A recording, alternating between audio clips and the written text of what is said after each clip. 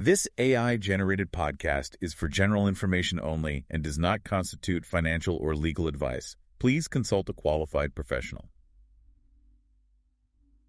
Welcome to the Luxembourg Fundcast. Produced by Bertrand Mariot, a regulatory lawyer qualified as avocat à la cour in Luxembourg and Paris, this show brings you reliable insights on Luxembourg regulations sourced from curated official references.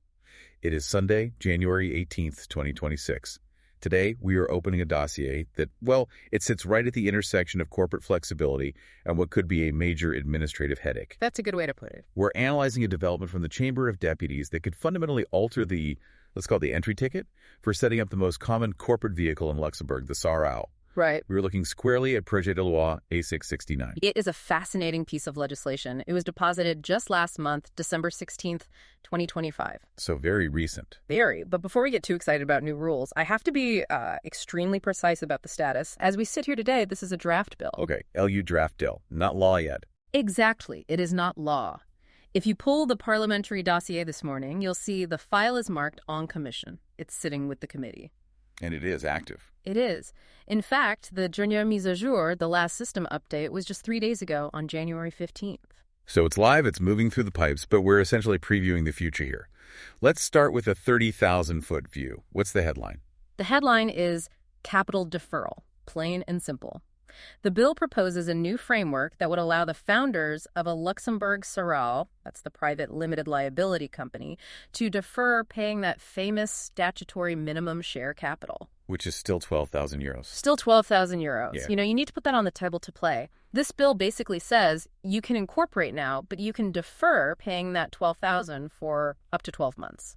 On the surface, that sounds like a classic ease of doing business measure. Yes. Very startup friendly, get moving fast. And that is exactly how it is being framed. But, and this is why we're having this conversation, if you look under the hood, this is not just a free pass. Okay. Operationally, it introduces some incredibly strict governance levers. It creates a whole new layer of liability and tracking for corporate secretaries. Around what specifically? Specifically regarding creditor protection and perhaps most dangerously, shareholder voting rights. That's the angle I want to focus on. Most people will read the headline and just think, great, cash flow benefit. Right. But if you're the one managing these entities, you're hearing extra paperwork. Extra paperwork is putting it mildly. It's more like a new governance minefield. Let's boil this down then for the governance professionals listening, the people running the boards or managing those big SPV portfolios. If this bill passes as written, what are the top practical takeaways? Okay, there are 3 absolute pillars you need to get your head around. First is what I call the decision path and the articles of association. Right, if you're managing fund SPVs or holdcos, you can't just use this deferral casually. The draft text indicates that the modalités de libération, the payment modalities, they have to be explicitly set out in the articles. So you need a specific clause. You need a specific clause that empowers the management body to make those capital calls later on. If your articles don't have the mechanism, you don't get the flexibility. As simple as that. So standard templates are going to need a rewrite. What's the second pillar? The second point is what I call the control loop. This is where the risk lives. Okay. The draft bill proposes making non-paid-up positions visible via public lists. We can get to that later. But more critically, it proposes suspending voting rights. Wait, let's pause on that. If a shareholder forgets to wire the deferred cash after a call, their vote just doesn't count. Correct. As long as the amount has been duly called and due, but not paid. And just think about the operational nightmare that creates for a moment. I'm already thinking about it. As a corporate secretary, your workflow now has to connect real-time accounting data. Who has actually wired the cash to the attendance list at your general meeting. So you can't just assume that because someone's on the share register, they have a valid vote. You absolutely cannot. You have to verify their payment status first. Every single time. That effectively turns the attendance list into a dynamic document. Okay, and the third takeaway? The third point is simply the why. It helps to understand where this is coming from. This reform, it's conceptually anchored in an EU directive. Which one? Directive 2017-1132. That's the one governing public limited companies, the SAs. The SA regime already allows for partial payment at incorporation, provided there's a minimum subscribed capital and a certain percentage is paid up. So they're just aligning the SARL with the SA. Essentially, yes. The Luxembourg legislature is taking that partial payment logic from the SA world and porting a version of it to the SARL. It's to harmonize the toolkit. That's helpful context. So when a board member asks, why are they complicating things? The answer is really that they are creating consistency. Exactly. It's about consistency across corporate forms. Let's go back to the money for a second. We're talking about deferring 12,000 euros. I mean, in the context of the funds industry, 12,000 is a rounding error. It is. So why is this even a problem that needed a legislative solution? It's not about the amount of the money. It's about the friction of moving it. The current cash on day one rule creates a real chicken and egg problem. How so? Well, you want the RL to be effective immediately so you can sign a lease or open a bank account, but often you can't incorporate until you have the bank account to deposit the share capital into. Or the funding from the investors hasn't cleared compliance yet. Precisely. So you're stuck in this administrative limbo just waiting for a relatively small transfer to clear. The bill tries to lubricate that process. It says, okay, form the company, get your legal personality, and sort out the 12,000 anytime in the next 12 months. But I noticed a detail in the source material that suggests this isn't a blank check. There's a catch, right? Regarding how much capital you can actually defer. Yes, and this is a massive nuance. The relief only applies to the statutory minimum. The 12,000 euros. Correct. But if the capital you subscribe exceeds that minimum, let's say you decide to capitalize the company at 100,000 euros, the draft text suggests that the excess and any related share premium must be fully paid up at issuance. So if I set up a company with 100,000 in capital, I can defer the first 12,000, but I have to pay the other 88,000 immediately. That appears to be exactly the mechanism. It's a specific relief for the statutory floor, not a tool to leverage a massive capitalization with zero cash down. That's a critical distinction. Yeah. Now, let me play devil's advocate here. If I'm a creditor, a supplier, and I see a company that hasn't even paid its minimum capital, shouldn't I be worried? You should be. Who protects the ecosystem if the company goes bust in month 6?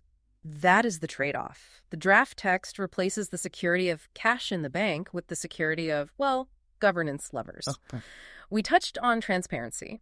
The bill proposes that after the annual accounts, the company must publish a list of shareholders who haven't fully paid up, along with the amounts they owe. It sounds like a name and shame list. It acts as a market signal. It tells the public, these shareholders still owe the company money. And then, of course, you have the discipline lever we mentioned, that suspension of voting rights. If management says pay up and you don't, you lose your voice. You used a French term earlier regarding the Articles of Association, modalité de libération. Can you define that clearly for us? Sure. In the context of the draft text, modalité de libération refers to the specific rules written into the articles that dictate how and when payment calls are made by the management body. So, the rules of engagement. Exactly. The rules for asking for the money. If your articles are silent on this, if they just say capital is 12,000, you might find yourself with a deferral but no clear legal mechanism to actually demand the cash later on. This brings us to the part of the show where we get our hands dirty, the operational playbook. I'm a corporate secretary. It's January 18th, 2026. This bill is on commission. What should I be doing right now? Okay, step 1 is intake and evidence. Don't rely on newsletters. You need to go to the official parliamentary site, www.pub.chd.lu, and pull the authoritative dossier. And you mentioned a specific document. Yes. You want to look for the Legal Affairs Committee, the Commission Juridique Agenda from January 8th, 2026. Why that specific date? Because the bill was listed for discussion on that agenda. That's your status signal. It proves the bill is active. It's being worked on. You save that agenda, you save the dossier, and you create the audit trail for why you're about to start changing your internal templates. Okay, evidence secured. Step 2. Step 2 is scoping the population. You need to look at your whole entity perimeter, your fund vehicles, your AIFM-owned service entities, your blockers, and you need to tag them. Does the tag really matter? I mean, a SARL is a SARL. Legally, yes, but the decision to use deferred capital is a governance decision. It's not just a legal one. Right. For a fund SPV, maybe deferral is great for your IRR. You keep cash out of the structure longer. But for a Manco-owned service entity, maybe you want full capitalization from day one for reputational reasons. You need to know where you might actually use this tool. That makes a lot of sense. It's a strategic choice. Now, step 3. This is what you call the gold nugget, the templates. This is where you earn your salary. You need to identify the template deltas. Start with formation. Your Articles of Association templates need that new hook for modalités de libération. And you can't wait for the first deal to draft this. You can't. And practically, I would create 2 variants of your subscription agreements. Variant A and Variant B. Exactly. Variant 1 is immediate payment business as usual. Variant 2 is deferred payment. And that second one needs a clear schedule or a mechanism for management to call the funds. You don't want to be drafting that clause at 11 p.m. on a Friday. And what about documents later in the life cycle? Even more important, you need to update your call notices. If the voting suspension relies on amounts being duly called, your notice has to be bulletproof. It needs to look like a formal demand, not a casual email. And the share register. Right. You must update your share registers. The register usually just shows total capital. That's not enough anymore. It needs columns for subscribed, paid, and unpaid. And what else? And finally, your meeting scripts. When the chairman opens the meeting, they need a script prompt to check. Are there any suspended voting rights due to unpaid calls? That is a huge shift. You're moving from just a check-the-box attendance list to a dynamic verification process. Correct. And that leads to step 4, the governance decision. Don't just default to deferral because it's allowed. You need to present the board, the GP, with the trade-off. And summarize that trade-off for us. It is cash flow speed versus operational complexity. That's it. You're trading a €12,000 upfront payment for a year of tracking arrears, issuing notices, and risking voting suspension. Which, for some sophisticated clients, is fine. It's fine. For others, it's just not worth the hassle. And step 5. Accounts integration. This is the handshake between accounting and legal. If the bill passes, you will need to publish that list of unpaid shareholders. Accounting needs to give the COSEC team that list before the annual accounts are finalized. If you don't have a process for that handoff, you'll miss the deadline. You'll miss it, absolutely. Okay, I could see a lot of ways this goes wrong in the real world. Let's talk about those failure modes. Where are the friction points? The first one is what I call the unusable AOA. The clause is in there, but it's vague. It says management may call capital, but doesn't say how or when or what constitutes notice. So the fix is just specificity. The fix is to insist on testable clauses. The clause should specify the method of notice email, registered letter, and exactly how you compute the due date. Ambiguity is your enemy here. Okay, second failure mode. Split truths.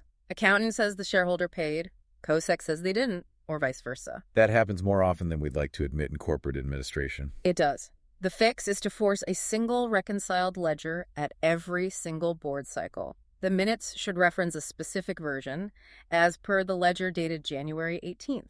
You can't have 2 versions of the truth, not when voting rights are at stake. Speaking of voting rights, I feel like that is the biggest trap here. It is. Failure mode 3, vote suspension ignored. Everyone shows up, drinks coffee, votes, and nobody checked if the capital call from 3 months ago was actually paid. And then 6 months later, someone challenges the validity of a huge decision because a suspended shareholder cast the deciding vote. Exactly. That is a corporate disaster. The fix is a mandatory paid-up status tick box on the meeting agenda. The chairman has to say on the record, I have verified the ledger and everyone here is eligible to vote. What about the calls themselves? Sloppy calls. Hey, can you wire the $12,000 sent from a personal account? That's not a proper call. The fix seems obvious, but necessary to state. Standardized notice templates and crucially retain delivery evidence. If you're going to suspend someone's vote, you better be able to prove you asked for the money properly. And the publication requirement. Publication miss. The annual accounts get approved, filed, and everyone forgets to file the separate list of unpaid shareholders. And the fix. Hardwire it into your annual accounts closing checklist. It cannot be an afterthought. Okay, one last failure mode for us. Inconsistency. Using deferral in a structure where the sponsor's group policy demands full payment, you end up with one messy entity in an otherwise clean group. The fix is to define a clear group policy on this before you start incorporating. This is incredibly practical. Let's consolidate this. If I'm auditing my files tomorrow, what documents do I need to see to prove I'm ready for this? Okay, let's run down the list. First, your evidence file. The PDF of the parliamentary dossier and that committee agenda from January 8th. Right. Second, formation docs. You need the specific AOA clause about management authority for calls and the subscription letters that align to that schedule. Third, ongoing records. Copies of any payment call notices with proof of dispatch. A reconciled paid-up ledger. Not just a bank statement. No, a formal ledger, and minutes reflecting how voting rights were validated against that ledger. And finally, under accounts, the specific list of unpaid shareholders prepared for publication, assuming the bill is enacted. That is the complete audit trail. Now, looking ahead, we are at January 18th, 2026. What dates should we be watching? As of today, January 18th, there are no future dated official milestones identified in the sources. The bill is on commission. So we wait. We wait. But keep that January 8th, 2026 agenda item in mind. That's our key past milestone. It tells us the bill is active. So we're in the watch and wait phase, but the preparation, well, that can and should start now. So no panic, but time to prep. Before we wrap up, I always ask for the strategic view. Why does this matter for Luxembourg as a jurisdiction? Is this just about saving 12,000 euros? No, it's deeper than that. You know, people often think Luxembourg's product is low friction. It isn't. Not really. What is it then? Luxembourg's real product is low friction with a paper trail that can survive daylight. This bill is a perfect example of that. How so? Yes, you get the flexibility of deferral, but you pay for it with the transparency of the paper trail. That is a great way to put it. Flexibility, but with receipts. Exactly. Please rate us on Apple Podcasts, follow on Spotify, or subscribe to Rigor Media and Bertrand MREOX on YouTube. Connect with Bertrand on LinkedIn. Visit bertrandmario.com. All links are in the show notes. It was the Luxembourg Fundcast for you today.